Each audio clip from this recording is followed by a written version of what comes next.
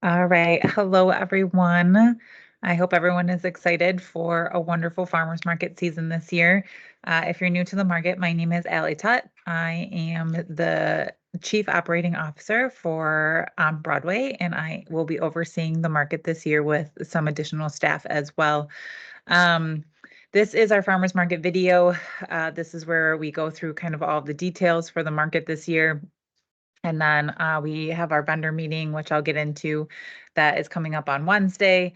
That is where you can get your packet. You can personally ask me questions and get some more answers if you have any um, at that meeting. So let's get started. I do have it structured this year with information on the vendor meeting, important updates for this year, then our standard market logistics, and then I'm ending it with all of the health department information for our prepared food vendors and some of like our vendors that fall under that pickle bill and that cookie bill. So not everyone has to stick through this entire meeting.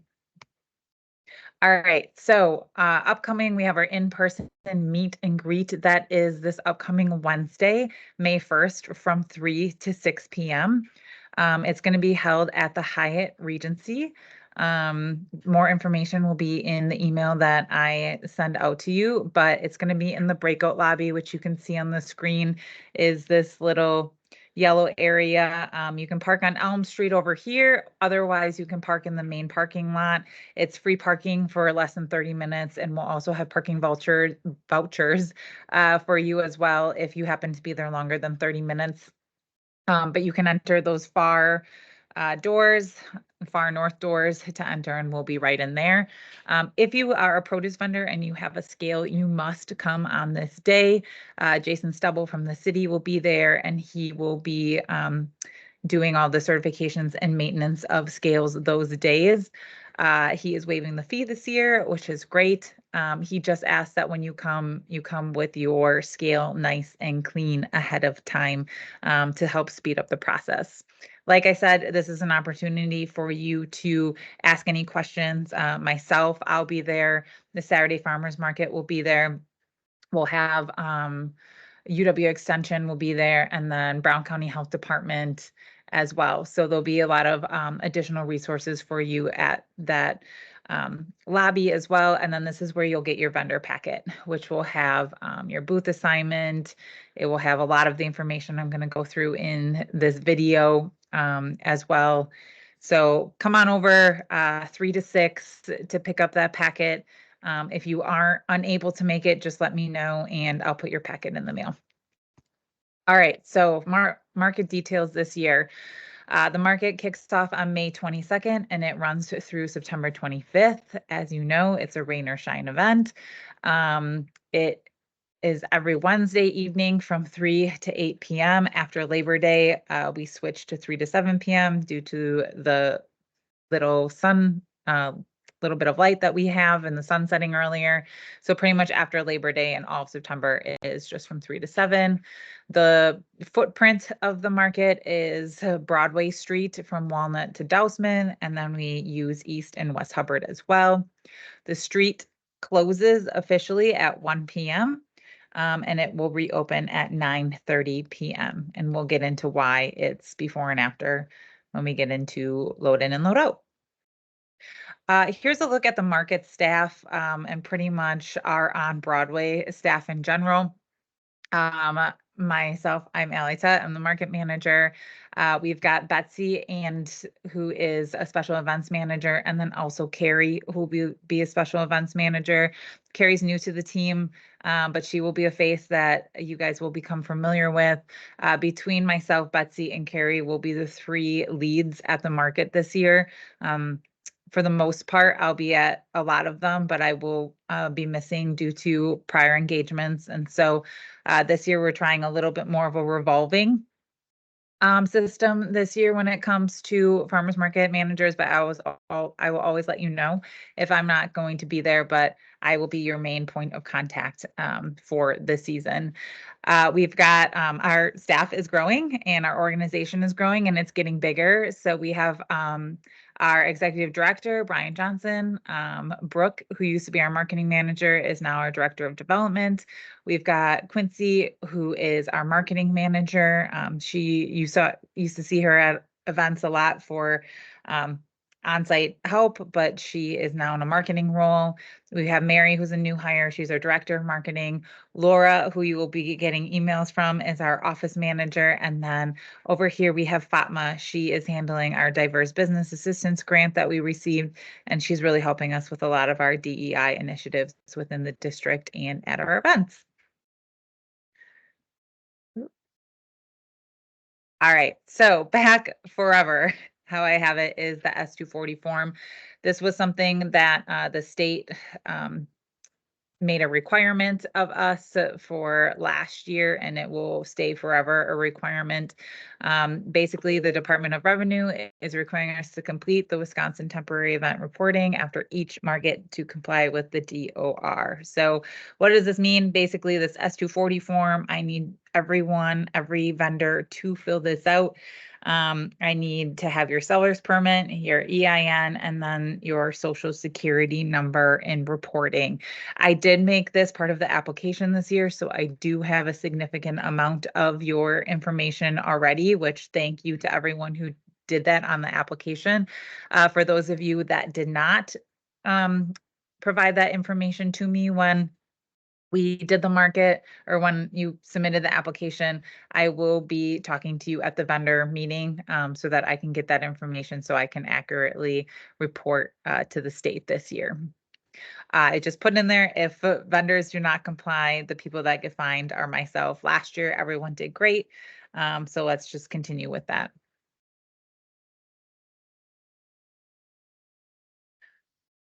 Also back this year, you may have recalled that we were asking you to report your total vendor sales last year. Our market, the farmers market on Broadway, the military market, the Saturday farmers market, the De Pere farmers market, we're all part of this coalition that is working together with this grant that was received. The goal of the grant is for us to bring more people to the market and to help you guys sell more at the market. It's kind of the overall goal. In order for us to track to see if our efforts are being well received and are working, we need to track your total sales. And so last year we gave you a piece of paper. We'll be doing the same again this year, or you were to fill it out online and weekly report. A couple changes for this year, just because reporting was not great, and it hurt the stats that were received last year, and it also the farmers market on Broadway in particular wasn't great at reporting. So this year we have to step up our game because we were a little weak compared to everyone else. So I am making it more simple this year to hopefully get more people to participate. It's just going to be a Google form, which I know you are all familiar with. You can see it on the side of the screen here. This is what it looks like. All it is asking for this year is your business name, the date of the market that you're reporting the sales for. It asks you which category you fall under, if you're prepared food, produce, processed food, and then you just have to put the dollar amount and hit submit. So super easy. There's going to be an online form. There'll be a paper form that's just clear, cut, dry, simple for you to fill out, less than 1 minute. We are receiving grant money from them. So with every grant, there are metrics we have to follow, and this is one of them. So I just need everyone to get on board and make this easy. Also back this year is we're doing our mini Bros program, which is our kids market. Last year it was super well received. We only did it for 4 markets. This year we are going to do it for 8 markets. It's going to be June 19th through August 7th. The location of it this year will be Red Sculpture Park, and I'll get into why in a little bit, but applications are currently open through April 30th. So if you have a little that would like to participate in the market, please make sure to have them fill out an application or spread the word. You can find the link to the application on our website if you go to downtown Green Bay and then the farmers market on Broadway. New this year, I'm trying something as a way to communicate better with everyone during an actual event, versus us running around when maybe there is weather that's coming up or some other sudden announcement, is a mass text system. So I use this when I used to teach. It's called Remind. But basically what I need everyone to do, and the beauty of this video is that you can pause it and there'll be more information in your vendor packet. But if you have, let's see here, if you have a cell phone, you can send a text to this number, 81010, and then in the body of the text message, if you enter this, it will get you registered for the farmers market on Broadway. It will probably ask for your name, maybe your email address, but it will ask you if you're a teacher, a student, and maybe an admin. Just say that you are a student. I'm technically the teacher. But basically, this is 100% anonymous. Your number is not shared with anyone.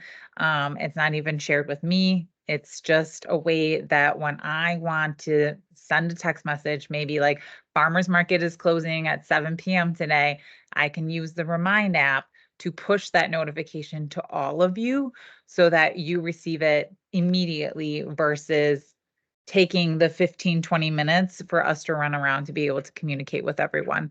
This will also be an easy resource for if we ever have to cancel the market or we're making any changes. I can send this text. I can still do an email. We'll post it everywhere, but it's just another step to make sure that communication is getting out there. So please make sure that you can sign up. You can have your son or daughter sign up if they want to receive these updates. It's just another form of communication.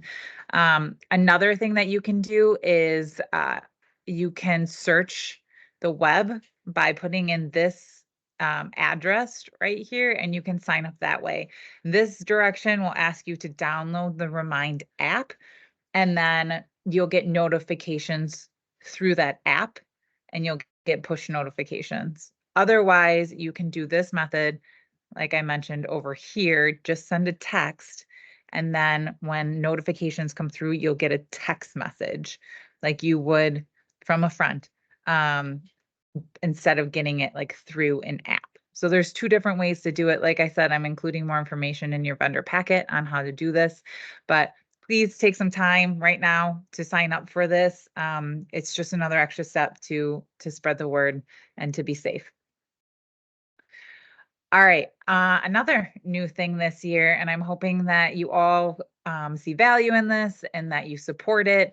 But I am asking everyone to donate just one item this year to 3 specific causes. So with our DEI initiatives and the grant that we received, we're trying to bring more cultural programming to our district. And so we're using the farmers market to honor 3 particular cultural events. May 29th will be a celebration of Asian American and Pacific Islander Month, which is the month of May.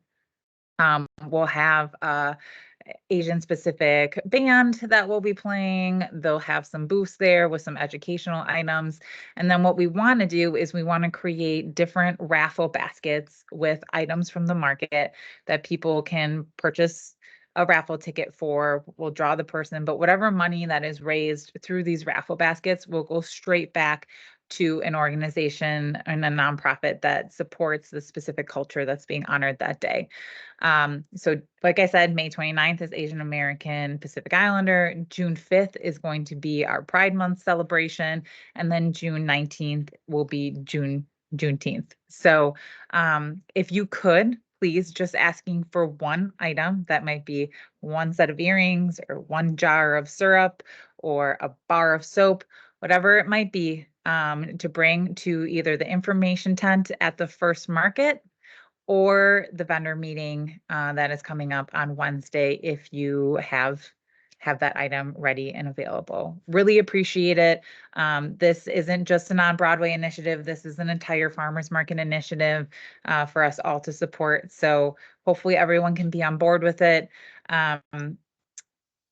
As plans develop for these days, I'll be asking for more contributions. That would be like, if you want to have a pride flag in your booth, you can have a pride flag in your booth. Nothing is going to be forced upon. It's all going to be your own choice to get involved. But just know that these are some things that we're excited to celebrate. We're excited to make the community more inclusive and to make our market more inclusive and just make sure that everyone is feeling welcome. Uh, Also new this year is Public Market. So Old Fort Square is a building that is on the footprint of the Farmers Market grounds.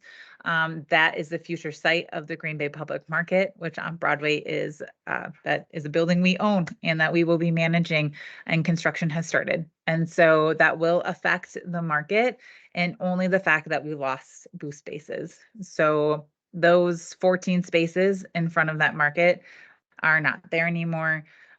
Overall, that affected some choices this year on how many people could be accepted into the market, and tradition vendors that are traditionally have been in that spot have been displaced elsewhere in the farmers market this year. So please be understanding and patient. This is a 1-year issue. The goal is for it to be open next year for the draft in April, and then things can continue back how they were. All right, so what is required with the farmers market? These are all things that veteran farmers market vendors should know, but if you're new to the game, I need a COI, which is a certificate of insurance acknowledging that on Broadway is an additional insured. If you are a prepared food vendor, I need your temporary health permit or your transient health permit that they're calling it now from the Brown County Health Department, and then also your seller's permit. Really, I need your seller's permit for that S-240 form. Please send that to my email, allie@onbroadway.org, or feel free to mail it to 340 North Broadway Street. We're at Suite, I wrote that wrong. It is Suite 165, so use this one, Green Bay, Wisconsin, 54303. All right, parking options this year. We have 2 options. If you want to do a paid option through Copper State, the fee this year is $225. Truly, this is really only for large vehicles. Someone that might have a hard time finding parking somewhere in the district because they have a large box truck, which might be more of our produce vendors, or if you have a trailer or something like that where it's hard to find parking, this parking lot, Copper State lot, is the best option for you. There are only 16 spaces available. Applications are due by May 13th, and our first come, first serve. If you were interested in this option, I did email you this week with more information and that form to fill out. So please check your emails. I will also have some of these forms at the vendor meeting if you want to fill it out and just bring it straight over to Copper State that day. Passes will be available to pick up on Monday, May 20th. Like I said, it's best for large vehicles. Everyone else that is not interested in that option, we did this last year, and it is going to continue to be a mandatory thing, but you need to park over in Light Park. I understand that Light Park seems far away, but it truly, I put it in Google Maps, and it is only 0.2 miles to get to the farmer's market. So please park over here. It is important that you do this. The reason for that, and I'm blocking it with my face, is that you need to leave the business lots open for customer parking. Since the road is closing at 1, and then vendors come in and they start parking, those businesses start losing business starting at 1, and that's not fair. So we need to make sure that we are leaving those close lots, like behind Kavarna and in the alleyways and over by BMO Bank, that those ones are still staying open for customers. I know every year I get someone that says that they get a parking ticket for something, and I can't help you. There's signage everywhere saying where you can and cannot park. And I am telling you right now that there is a free option at Light Park for you to park. So please park there. That's all that I can tell you. That's the only option that I have been able to secure. And like I said, it is free. It's a teeny bit of a walk.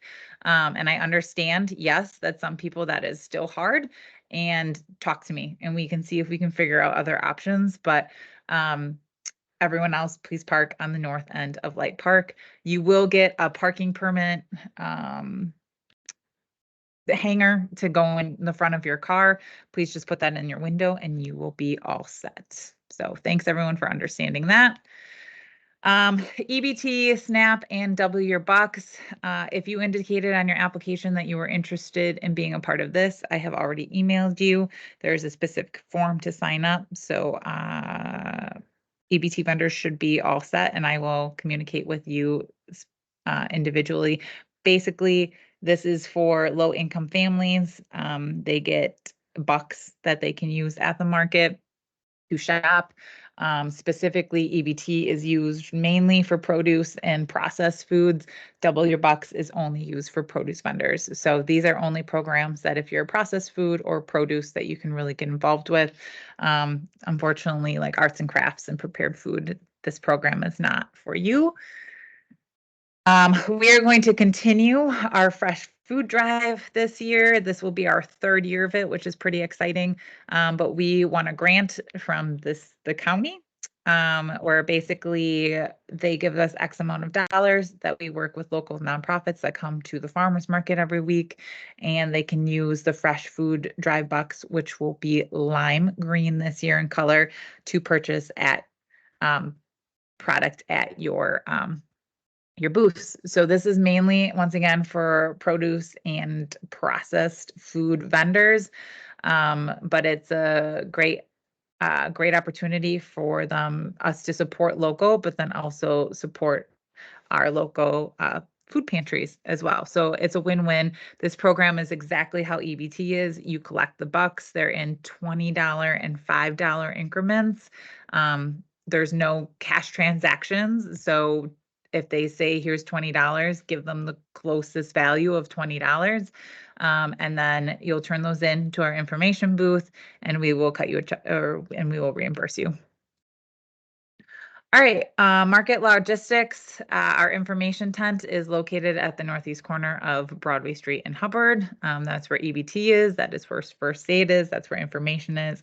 And we will also be selling merchandise, I'm pretty sure, this year at the farmer's market. So you'll be able to find it in that area.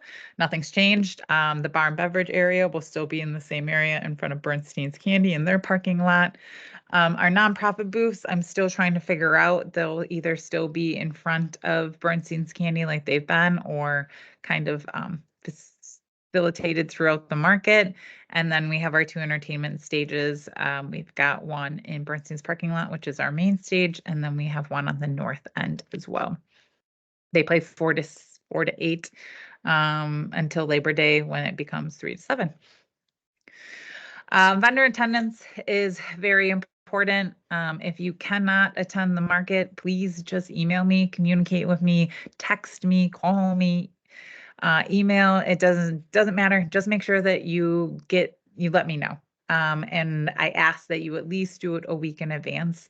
I traditionally like to send out to daily vendors the Monday of that week the requests of what I need, whether I have 3 booths available, I have 1 booth available, I have 10 booths available, so that they have time to prep for Wednesday. It's really hard when someone tells me Wednesday morning that they're not coming, to then try and find a daily that has enough inventory and is planned enough or needs to ask off of work to be able to come. So I'm asking that please let me know a week in advance, and if not the latest, that Sunday, so I can send that email on Monday. But telling me on Wednesday is really, really hard. So please just always be in communication with me. It's a simple text, call, email. Actually, I think even through the Remind app, you can text me and tell me that you're not coming as well. So that's another simple way to communicate with me. Like I said, attendance is checked at each market and unexcused absences will be noticed. Garbage. The on-site dumpsters that are at the market and the dumpsters behind businesses are not meant for market trash or for vendor trash. So I know we've had some problems in the past of vendors putting trash specifically in our business dumpsters, and we can't have that. That is something that they pay for individually. And it's not fair for them to be their dumpsters to be getting filled with vendor trash. You must dispose of all trash on your own, not in our on-site dumpsters. Do not dump in the city. Oh, the other thing too, we do cover all of the city garbage cans. I think there's 8 of them that are in the footprint of the district because we want to be nice to the city. This is an event that we're putting on. They shouldn't have to deal with the trash from that. It's our responsibility. And so we cover those and we put our own garbage cans next to those to prevent those from overfilling. We do come around at the end of the night and we take our covers off. And oftentimes we do find a ton of vendor trash in those garbages after we move them and then they're overflowing. So just asking that you don't use city garbage cans when you are getting rid of your trash. Use that carry in and carry out philosophy. Some of the things that we find the most of when we're picking up trash at the end are those receipt numbers, plastic wrappers, specifically from straws, toothpicks, and sample cups. The garbage fee, we started this a couple years ago, so it shouldn't be new to anyone. There's a significant amount of waste that's accumulated at the market. With waste, there comes all these costs. And so prepared food vendors will be paying a one-time fee of $200 to assist with these costs, and an invoice and PayPal request will be sent coming this week. All right, items you are responsible for. You must bring a tent. 10 by 10 is the space that you are given. You need weights for each leg, which is 25 pounds per leg. We know that we can have some windy days, which we will still continue on with the market unless it is severe wind that they are calling for and is actually happening. So make sure that you have weights on your for your tent legs, and then also anything you need underneath it, your tables, chairs, etc. If you need electric, Jeff is our supplier with EPS, and I have his information on the next slide. If you're using a generator, please make sure that is a quiet and a whisper generator. Like I said, those that need power, Jeff Van Stratton is our man. His contact information is on the screen, and he can hook you up with power. There are only specific sites at the farmers market that he can reach based off of where he's placed. I took that into consideration when positioning you for the market this year. And so you should be in one of those locations if you indicated that you needed power. Market cancellations, the market is rain or shine. So even if it is 60 degrees and it's sprinkling or it's raining, we're out there. If severe weather is predicted, I try to make a decision by 10:30 a.m. on whether we are canceling the market or not. Those that were part of the market last year, it was weird. We didn't cancel a single market. We made it all 19. We had some moments where it would downpour for 20 minutes and then it would turn into a beautiful day, and they had predicted severe weather. So it was a weird year. I remember they even called for like 90-degree, no, it was like 100 some degrees one of the days, and they were telling everyone to stay inside, and then it ended up being like 78. Like I remember I was cold that day. So hoping our meteorologists are a little bit better on forecasting this year. But just note that as we get to farmers market season, this isn't just me sitting on my phone trying to decide if the market's going to happen or not. I talk to our local meteorologists in the mornings. I call the National Weather Service.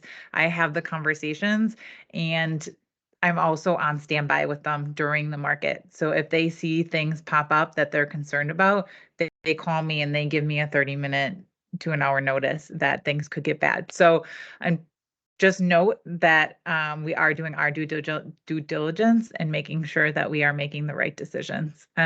If we ever have to cancel, or even if, we're on the fence, communication will come out through email, social, and on website, and then I will send a text through Remind. Daily vendors, these are just vendors that aren't there the whole season.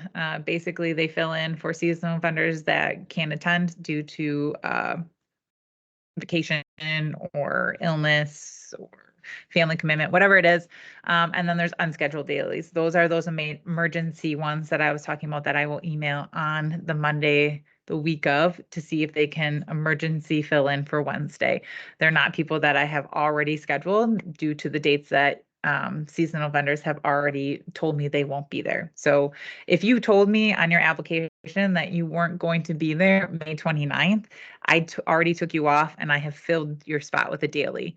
And so make sure that you are true to the dates that you put in your application if you are a full season vendor, because if you said that you weren't going to be there, I did already fill it.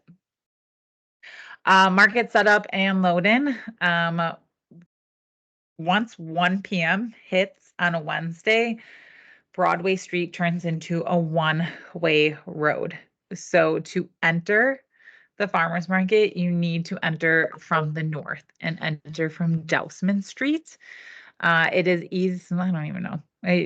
You can turn in. Basically, the road closure signs are more on the west side of this entrance, and the access point is really on the east side of Broadway Street. You can turn in through here and drive down to your spot. Let's say that you're located right here. We ask that you pull off as far as you can, unload your vehicle, and then continue down Broadway Street, heading from north to south, and exit through Walnut.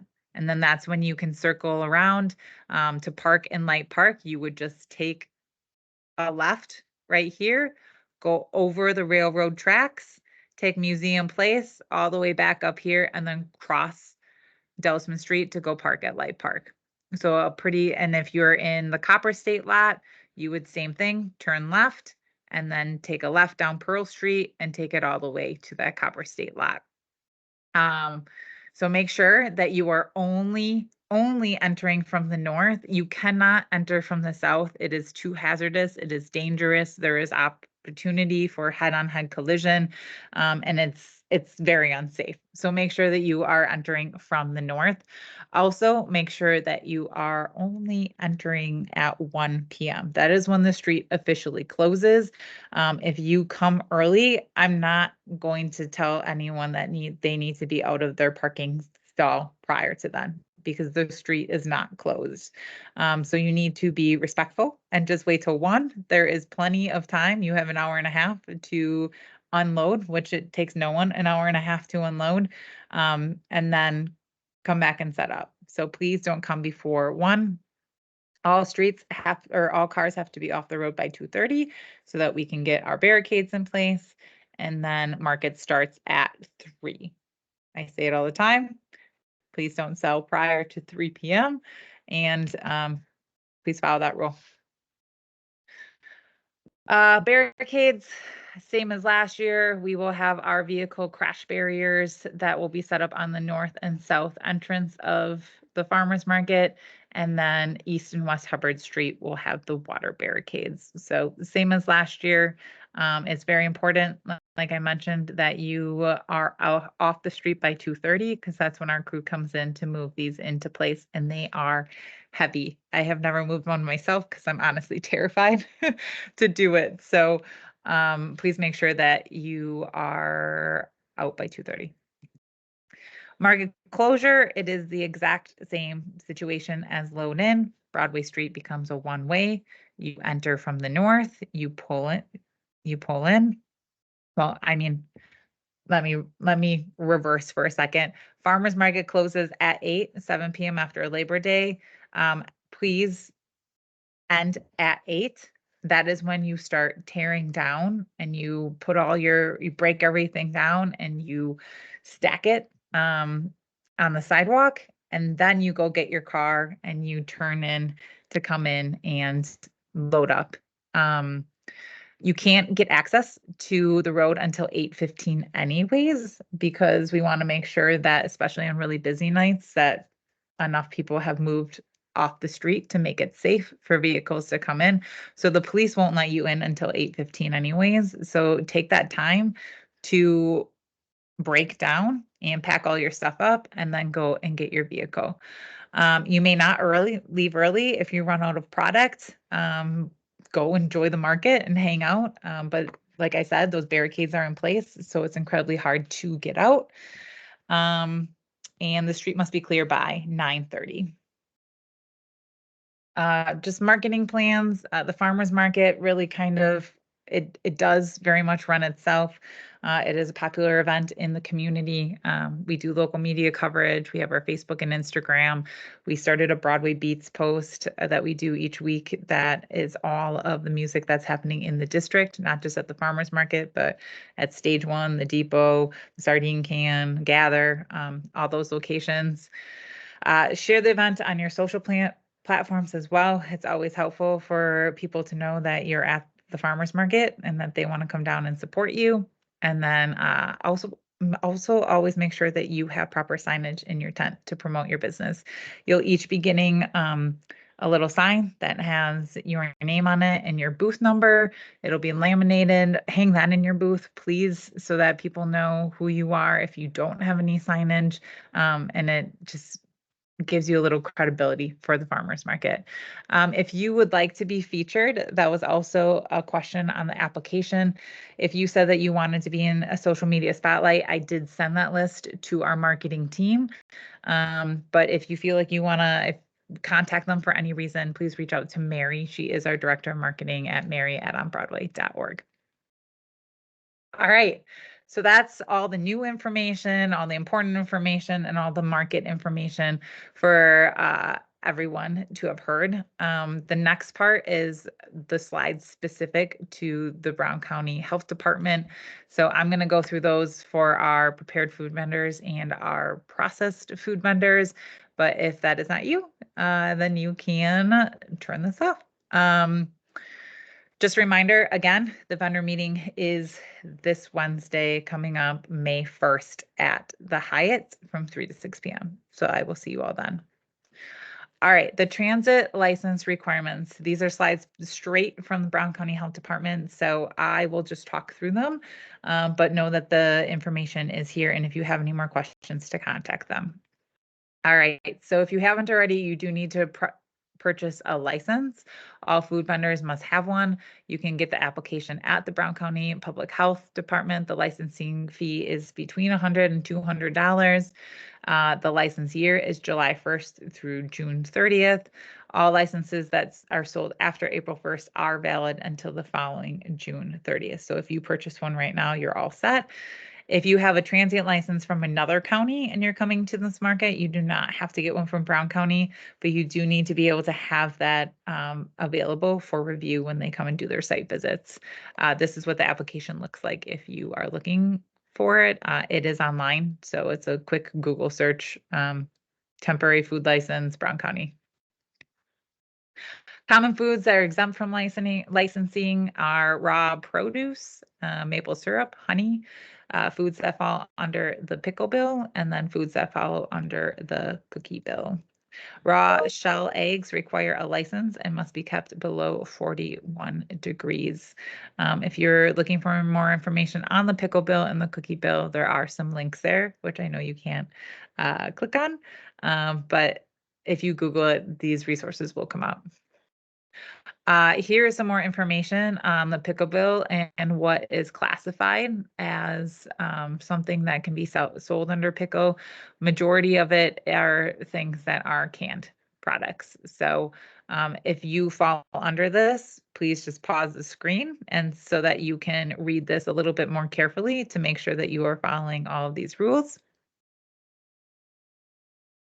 And same goes for the screen. Make sure that you pause this video so that you can read more about following the pickle bill. All right, the cottage food business, the cottage food, which is the cookie bill, they are the same thing. Applies to people that are baking non-TCS foods in their homes. So you must only bake and sell non-TCS food items directly to customers. And you cannot be selling for wholesale. If you are, then you do not qualify. The ruling does not apply to a commercial kitchen business as they must be licensed. If you choose to bake and sell non-TCS foods under the cottage food ruling, you do so at your own risk. If you choose to wholesale or process TCS foods that require refrigeration, you will need a license and you need to process in a commercial kitchen. To review more information about this, for the most up-to-date information, you can go to the DATCP webpage and look at the license permits and home bakers. Basically, to sum that up, non-TCS foods do not require hot holding or refrigeration for food safety. So this is like cookies. Like that's not something that needs to be refrigerated, and they're not something that needs to be kept warm. And so those can be, so you can make those in your house and sell it at the market. TCS foods, though, that do require hot holding or refrigeration for safety, those are ones that you would need a license for and that you would have to make in a commercial kitchen. And those are specific baking items that uh, have products in them that would need refrigeration. So like a homemade buttercream that typically uses eggs and butter. Those are things that would need to be refrigerated. And so you can't sell them at the farmer's market under the baker cookie cottage law. um, Same with fruit fillings, meat, rice, egg rolls. Those are all things that you need to have a license to sell. It's those non-TCS foods that don't require refrigeration or heating and don't have any products in them that need refrigeration that you can sell at the market. If you need more information, and I am doing a poor job in explaining this, please contact the Brown County Health Department. Their number is right there to give you more information to make sure that you are meeting code. Hand washing is a big thing. You need to have a 5-gallon water container with spigot, soap, paper towel, a garbage can, and a catch basin, similar to the setup that they have right here. You need to dispose of water properly, not on the ground or in the storm drains. And failure to provide a hand washing station will result in immediate closure until hand washing is acquired. And I will say that that rule has taken place at the market before. They've come and they've done their site visits and they've told me that blah, blah, blah had to go home. We told them to pack up because they didn't have a hand washing station. And until you get one and they approve it, you can't come back. So make sure that if you are doing prepared food, that you have some sort of water source to wash your hands. Food source, licensed food vendors, they cannot prepare food at home and then transport it to the market. You can also not store food at your home and then transport it to the market. Food must be purchased the day of the event or stored and prepped in a licensed kitchen. Fresh produce must be washed on site, and ice that's used in beverages and food must be purchased from an approved source. Holding foods need to be at a proper temperature. Use a calibrated thermometer. Cold foods must be kept at or below 41 degrees. And then make sure that coolers have plenty of ice and that your coolers are drainable so that your food is not just sitting in melted ice. And then hot foods must be held above 135.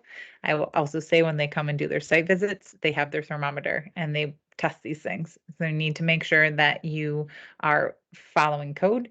They never tell me when they're coming to visit. It's always a surprise. And so if I knew, I would give you forewarning. But they also typically don't get to everyone in every market. It takes them a couple of times to get through all the prepared food vendors. And they typically try to come right around, like even starting at 2:30 to start hitting vendors because they know that once it hits 5 o'clock, it's really hard to interact with you because you all get so busy. Cooking foods at proper temperatures. Please pause your screen and take a look at this diagram to learn more information about specific foods and the temperatures that they must be cooked at for specific safety measures. How to calibrate your thermometer. This is also an important thing just to make sure that you are keeping things at the proper temperature and to make sure that your thermometer is calibrated. Here are some really simple steps to do that. Fill a container with crushed ice and then add clean tap water. Stick the thermometer basically into it so it's not touching the bottom or the sides of the glass. Hold it there for 30 seconds or until the reading stays steady. And then that's when you calibrate it. So adjust the thermometer to 32 degrees, and here's some information on if it's dial versus digital. But if you need to calibrate your thermometer, just make sure to pause the screen and read these instructions. Ware washing, this is really looking at your utensils and your cookware. For washing of equipment and utensils, use the 3 tubs. One is for washing, one is for rinsing, and then one is for sanitizing. As you can see in the diagram, washing is with soap and water, rinsing is just typically warm water, and then sanitizing is with a sanitized solution. For sanitizing food contact surfaces, they suggest chlorine bleach or quaternary ammonia, and they said to use test strips to make sure that you are using the proper concentration. For wiping cloths, keep them stored in a sanitizer bucket. And for serving utensils and cutting boards, they say to wash, rinse, and sanitize every 4 hours or to switch from dirty to new every 4 hours. Store in food products to keep utensils cold and hot. Be sure that this is a big thing. Make sure that the handles of your utensils are never coming in contact with the food. Sanitizing, this is where I laid out those 2 options and then talked about using pH strips. Basically, these are the different levels of concentration to use, the temperature of water to use, and contact time. Preventing contamination. One big section is employee hygiene and cleanliness. Make sure to wash your hands often, use hair and beard restraints, wear clean clothes, personal items like your cell phone, keep them away and out of sight when you are in a food prep area. Make sure that your wounds are covered, no eating or drinking or tobacco near those food prep areas, and then no jewelry. Safe food handling, do not use bare hand contact with ready to eat foods. You are to wear gloves. If you don't have gloves, tongs or deli paper can be used in place. And then change your gloves whenever you are changing tasks. For example, if you are prepping food and then you have to handle money and then you go back to prepping food, swap out your gloves. For more information, there are some links and resources there for you to Google and find more on. Another way to prevent contamination is to make sure that you have a tent. This is a requirement of the farmers market, so I know that you will all have one to make sure that your product is staying safe with a food covering. Ice scoops must be stored without the handle touching ice or on a clean surface. That's just a little reminder for anyone that's selling beverages. Single service utensils and containers, store in the original container or in a way that protects utensils from dust, insects, and other contaminations. Condiments, you can serve those either as individual packages, approved dispensers, or served by an employee. And then dry storage can be food and supplies that must be stored. All your dry products should be stored 6 inches off of the ground. Some more about food storage. Food containers must be covered when they are not in use. Store all your food items either in food grade containers that do not leak or containers that are disposable. You also want to make sure that they are away from toxic or poisonous materials like your cleaning supplies. Employee health. This is kind of common knowledge, but if you are vomiting, have diarrhea, jaundice, sore throat with fever, or an infected wound or boil, do not work. If you have employees that have those symptoms, do not have them work. Same with the list of diagnoses. If you have an employee that has norovirus, do not have them work, and likewise. So please be smart when it comes to um, health at the market. All right, and if you have any questions on the food safety measures I just went through, please just contact the Brown County Public Health.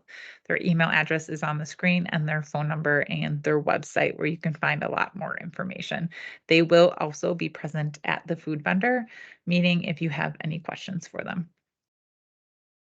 All right, just a reminder that this upcoming Wednesday, May 1st from 3 to 6 p.m. is our vendor meeting. If you have a scale, you must come to this so that it can get certified. Otherwise, you have to figure it out for yourself, and we're creating this awesome resource for you. So please come, get that certified, and the fee is waived. This is an opportunity for you to ask questions, get your vendor packet, and see some of the vendors you're going to see for the season, and to get excited for May. All right, here's my information again. My cell phone number is on the screen as well with my email address if you have any questions. But I will see everyone soon, and it's going to be a great market season. Thanks everyone for tolerating this really long video. I appreciate you all. Thanks.